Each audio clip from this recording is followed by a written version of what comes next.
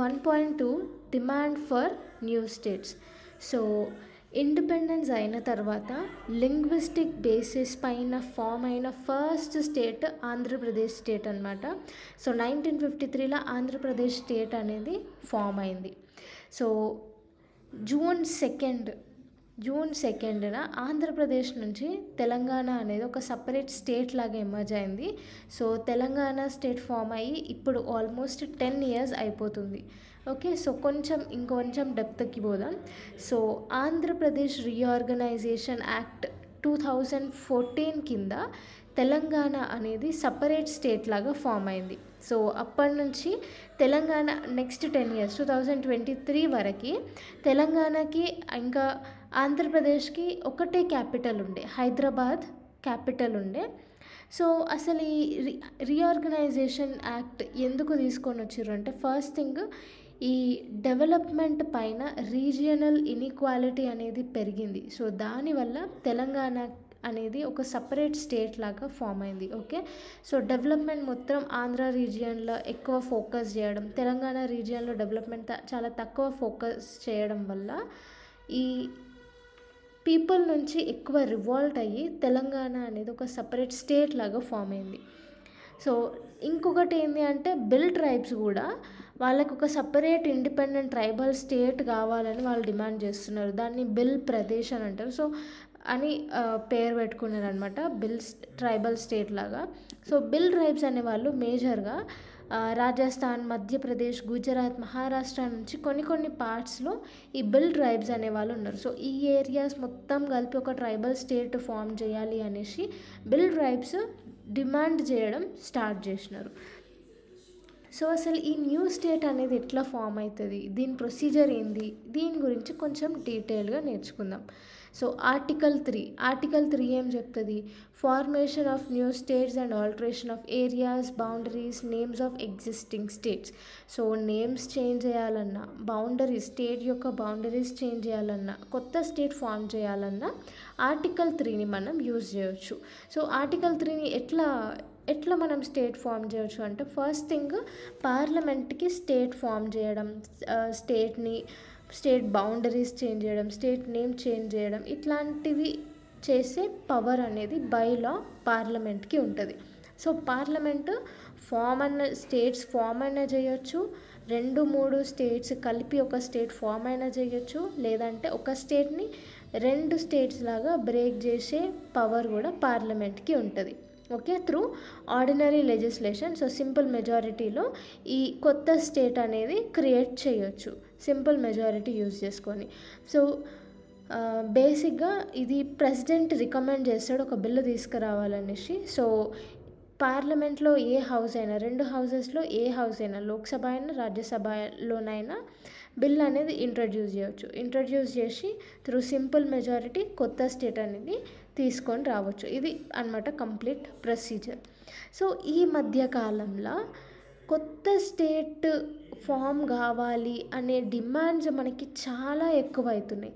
So దానికి major factors ఏంది తెలుసుకుందాం. First thing linguistic diversity. So చాలా డిఫరెంట్ రీజియన్స్లో మనకి డిఫరెంట్ లాంగ్వేజెస్ అనేవి ఉన్నాయి. ఓవరాల్గా మన ఇండియాలో 1600+ లాంగ్వేజెస్ అనేవి ఉన్నాయి.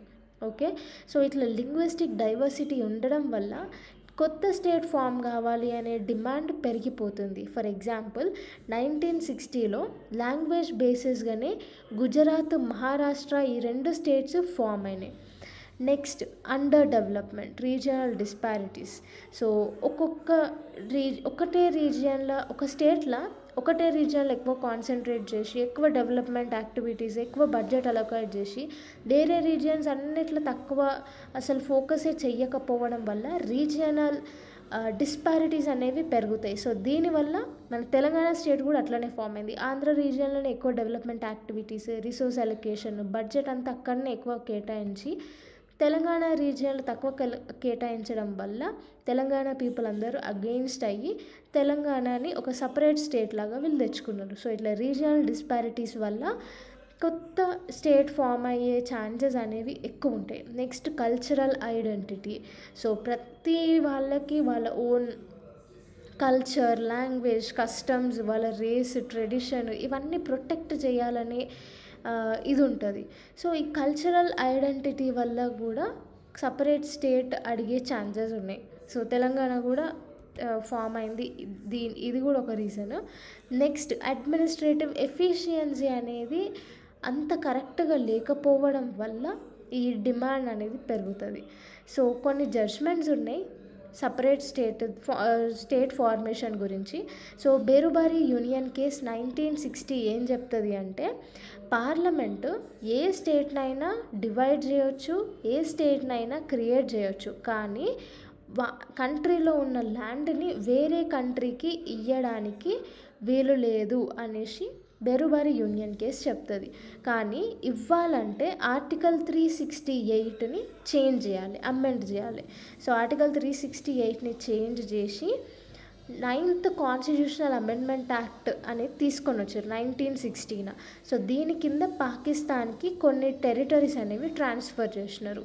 సో ఇదన్నమాట బేరుబారి యూనియన్ కేస్కి సంబంధించింది.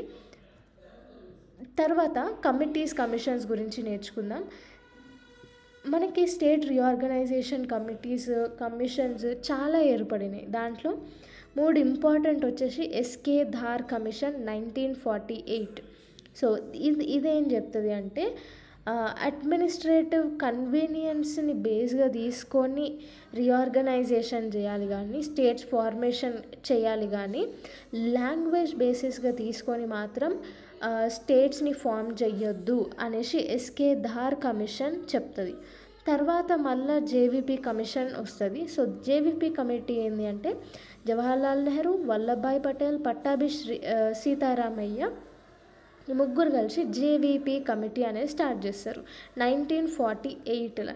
ఇందులో ఏం చెప్తారంటే, ఇందులో కూడా సేమ్ లాంగ్వేజ్ని బేసిస్గా తీసుకొని స్టేట్స్ క్రియేట్ చేయొద్దు అనేసి జేవీపీ కమిషన్ రికమెండ్ చేస్తుంది. తర్వాత నెక్స్ట్ వచ్చింది ఫజల్ అలీ కమిషన్ 1953. సో ఈ కమిషన్ కొన్ని 4 మేజర్ రికగ్నిషన్స్, ఐడెంటిటీస్ తీసుకొని వస్తుంది అనమాట. సో ఈ 4 ఫ్యాక్టర్స్ బేసిస్గానే మనం స్టేట్ని క్రియేట్ చేయాలి అనేసి state reorganisation commission, Fazal Ali commission అనేది చెప్తుంది. ఏంటిది అది అంటే, ఫస్ట్ థింగ్ వాళ్ళ యూనిటీని ఇంకా సెక్యూరిటీ ఆఫ్ ద కంట్రీని మనం ప్రొటెక్ట్ చేయాలి. ఈ గైడ్లైన్స్ని మనం క్రాస్ చేసి సపరేట్ స్టేట్ని క్రియేట్ చేయడానికి లేదు అనేసి ఫస్ట్ చెప్తుంది. Preservation and strengthening of unity and security of India. Second factor వచ్చేసి లింగ్విస్టిక్ అండ్ కల్చరల్ హోమోజెనిటీ. తర్వాత సో లాంగ్వేజ్ బేసిస్గా, కల్చర్ బేసిస్గా క్రియేట్ చేయొచ్చు. Unity and security of the country బేసిస్గానే మనం క్రియేట్ చేయాలి. Next, financial, economic and administrative considerations. ఫినాన్షియల్గా, ఎకనామిక్గా, అడ్మినిస్ట్రేటివ్గా ఈ 3 నుంచి మనం ఆలోచించి స్టేట్ అనేది క్రియేట్ చేయాలి. తర్వాత planning and promotion of welfare of the people and nation as a whole. So welfare of the పీపుల్ని దృష్టిలో పెట్టుకొని కరెక్ట్గా మనం ప్లాన్ చేయాలి. సో ఈ 4 ఫ్యాక్టర్స్ని బేస్ చేసుకొని ఒక స్టేట్ అనేది, కొత్త స్టేట్ ఫామ్ అవ్వచ్చా లేదా అని దానిపైన డెసిషన్ తీసుకోవాలి అని చెప్తారు. తర్వాత ఈ ఫజల్ అలీ కమిషన్ అనేది రికమెండేషన్స్ ఏమని చెప్తుంది అంటే, only 14 states 6 union territories form చేయాలి అని చెప్తుంది. సో తర్వాత ఇందులో ఉన్న కొన్ని రికమెండేషన్స్ని through 7th constitutional amendment act government implement చేస్తుంది. సో ఇదన్నమాట ఇంపార్టెంట్ స్టేట్ రీఆర్గనైజేషన్ కమిటీస్ వచ్చేసి SK Dhar commission 1948, JVP commission ఇది కూడా 1948, Fazal Ali commission 1953. So arguments, state create చేయాలన్నా లేదా అనేసి, స్టేట్ క్రియేట్ చేయాలనేసి ఫేవర్లో ఒకటి, అగెయిన్స్ట్గా ఒకటి ఉన్నాయి ఆర్గ్యుమెంట్స్. సో ఈ ఆర్గ్యుమెంట్స్ని కూడా మనం డిస్కస్ చేసుకుందాం. సో ఏంది, కొత్త స్టేట్ క్రియేట్ చేస్తే అడ్మినిస్ట్రేటివ్ ఎఫిషియన్సీ అనేది పెరుగుతుంది. సో దీనివల్ల ఏమవుతుంది, ప్రాపర్ రిసోర్సెస్ అన్నీ కరెక్ట్గా యూటిలైజ్ చేసుకోవచ్చు. నెక్స్ట్, సో తెలంగాణ కూడా ఫామ్ అయింది. తెలంగాణ ఫామ్ అయిన తర్వాత వాటర్ రిసోర్సెస్ అనేవి ఎఫిషియెంట్గా యూజ్ చేసుకుంటున్నారు. సో దీనివల్ల ఏమైందంటే 2015లో 4.57 metric million metric ton paddy increase అయితే 2023కి వచ్చేవరకు 20 million metric tons of paddy అనేది ఇంక్రీజ్ అయింది. సో ప్రొడక్షన్ అనేది ఎక్కువ అయిపోయింది. ఎందుకు అంటే వాటర్ రిసోర్సెస్ని మనం కరెక్ట్గా యూటిలైజ్ చేసుకుంటున్నాం. నెక్స్ట్ ఇన్నోవేషన్కి వస్తే గవర్నెన్స్, సర్వీస్ డెలివరీ ఇవన్నీ పెరిగిపోయినాయి. For example Sikkim. So governance, service delivery పెరిగిపోవడం వల్ల అంటే ఏంది, మనము అందరికీ గవర్నెన్స్ అనేది అందరికీ ఈక్వల్గా సక్సెస్ఫుల్గా మనం చేస్తున్నాము అనేసి. ఫర్ ఎగ్జాంపుల్ సిక్కింలో ఆర్గానిక్ ఫార్మింగ్ అనేది స్టార్ట్ చేసిర్రు సిక్కిం గవర్నమెంట్. సో అది సక్సెస్ఫుల్గా ఇంప్లిమెంట్ అయింది. తర్వాత కేరళ గవర్నమెంట్ కూడా ఆర్గానిక్ ఫార్మింగ్ మిషన్ 2023 అనేది తీసుకొని వచ్చింది. సో దట్ మొత్తం స్టేట్ని ఒక ఆర్గానిక్ ఫార్మింగ్ హబ్ లాగా క్రియేట్ చేసాము అనేసి ఈ పాలసీని తీసుకొని వచ్చింది. సో దీనివల్ల ఏంది, గవర్నెన్స్, కొత్త కొత్త ఇనిషియేటివ్స్, క్లైమేట్ చేంజ్ని కాపాడడము, సో ఇవన్నీ కూడా క్లైమేట్ని కాపాడడం, ఇవన్నీ కూడా చిన్న చిన్న స్టేట్స్ ఉండడం వల్ల కరెక్ట్గా గవర్నెన్స్ అనేది వాళ్ళు చేయగలుగుతున్నారు. నెక్స్ట్ ట్రేడ్ అనేది చాలా పెరిగింది. స్పెషల్గా చిన్న చిన్న స్టేట్స్ అయిన ఈ ఉత్తరాఖండ్, హిమాచల్ ప్రదేశ్, గోవాలో ట్రేడ్ అనేది ఇంక్రీజ్ అయింది. పెద్ద స్టేట్స్తో కంపేర్ చేస్తే ఈ ఉత్తరప్రదేశ్, మధ్యప్రదేశ్తో కంపేర్ చేస్తే చిన్న చిన్న స్టేట్స్లో ట్రేడ్ అనేది పెరిగింది. తర్వాత డెవలప్మెంట్ అనేది బెటర్ ఉంది. సో రీజియల్ డిస్పారిటీస్, మళ్ళీ స్టేట్లో టెన్షన్స్ ఇవన్నీ తక్కువ అయిపోయినాయి. ఫర్ ఎగ్జాంపుల్ ఉత్తరాఖండ్లో మల్టీ డైమెన్షనల్ పావర్టీ అనేది తక్కువైంది. 2015లో మల్టీ డైమెన్షనల్ పావర్టీ వచ్చేసి 17.67% ఉంటే 2019 to 21కి వచ్చేవరకు 9.67కి పడిపోయింది.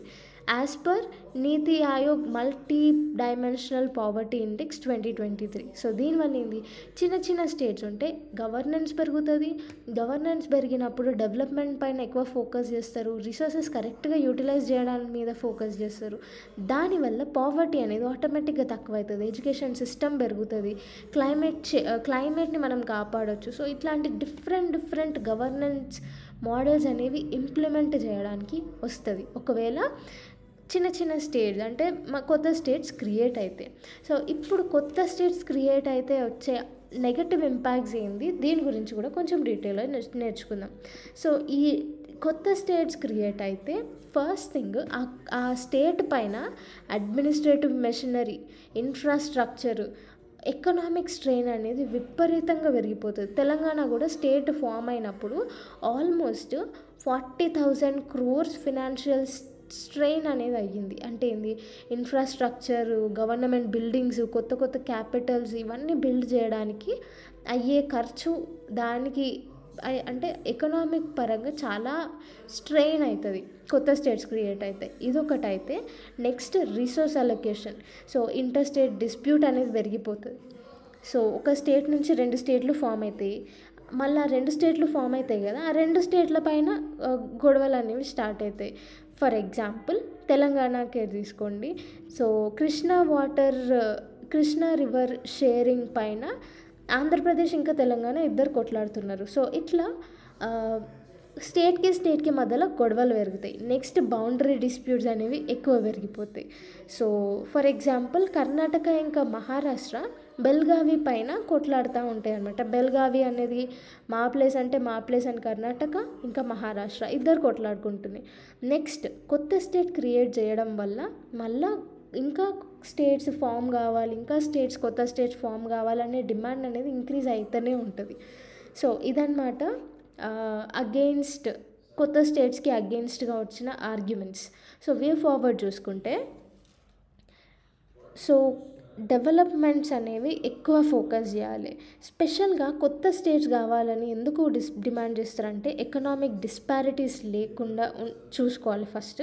సో డెవలప్మెంట్ ఓన్లీ ఒక్క రీజియన్లోనే కాన్సన్ట్రేట్ చేయడం వల్ల, కొంతమంది పీపుల్కే కాన్సన్ట్రేట్ చేయడం వల్ల డెవలప్మెంట్ ఇష్యూస్ ఇవన్నీ స్టార్ట్ అవుతాయి. సో దీనివల్ల కొత్త స్టేట్ డిమాండ్ అనేది పెరుగుతుంది. అట్లా కాకుండా ఎకనామిక్ డిస్పారిటీస్ లేకుండా, డెవలప్మెంట్ ఇష్యూస్ లేకుండా ఉండాలి. Next expert committees. ఏదైనా కొత్త స్టేట్ క్రియేట్ చేసే ముందు ఎక్స్పర్ట్ కమిటీ ఒపీనియన్ అనేది తీసుకోవాలి. తర్వాత ఎకనామిక్ వయబిలిటీ ఏంది అంటే, కొత్త స్టేట్ ఫామ్ చేయాలనుకుంటే 60% ఆఫ్ ఎక్స్పెండిచర్ ఉండాలి. 60% ఆఫ్ ఎక్స్పెండిచర్ ఉన్నాకనే కొత్త స్టేట్స్ అనేవి క్రియేట్ చేయాలి. తర్వాత నెక్స్ట్ వచ్చేసి క్లియర్ గైడ్ లైన్స్ అనేవి మెన్షన్ చేయాలి ఫర్ సపోజ్ డెవలప్మెంట్ బేసిస్ పైన. So economic and social issues పైన ఎక్కువ ఫోకస్ చేస్తే ఆల్మోస్ట్ ఈ డిమాండ్స్ అనేవి తగ్గిపోతాయి.